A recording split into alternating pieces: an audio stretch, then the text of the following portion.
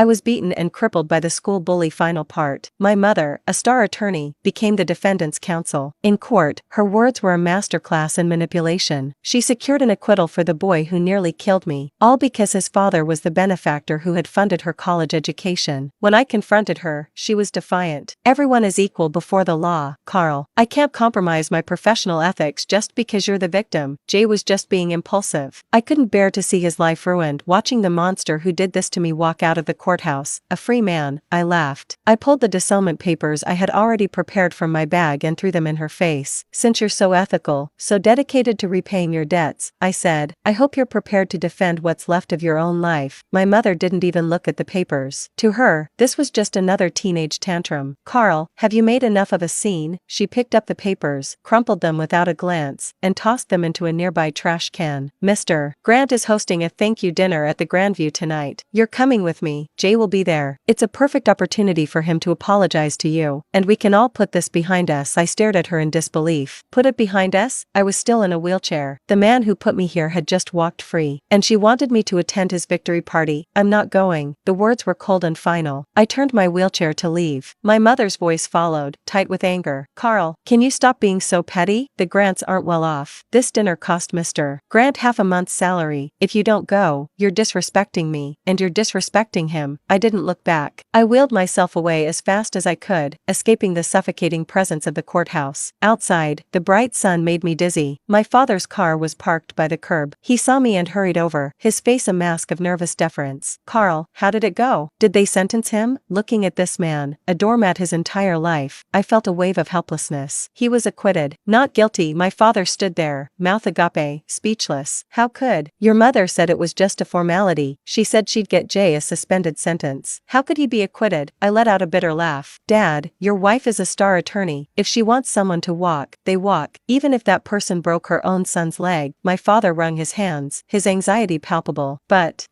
she must have her reasons. That man, Mr. Grant, he really did help her. Enough, I cut him off. Take me to the hospital. I'm not going home. My father hesitated, glancing back at the courthouse entrance. Well, your mother just texted. She said we should go straight to the Grandview. She said if we don't, she'll cancel my credit card. I looked at the man before me, 50 years old, and he lived like a dog. My mother controlled every penny. He didn't even dare to raise his voice. Then you can go. I took out my phone and ordered a wheelchair-accessible rideshare. I'll go by myself. Carl, don't be like this. My father reached for me, but I shook him off.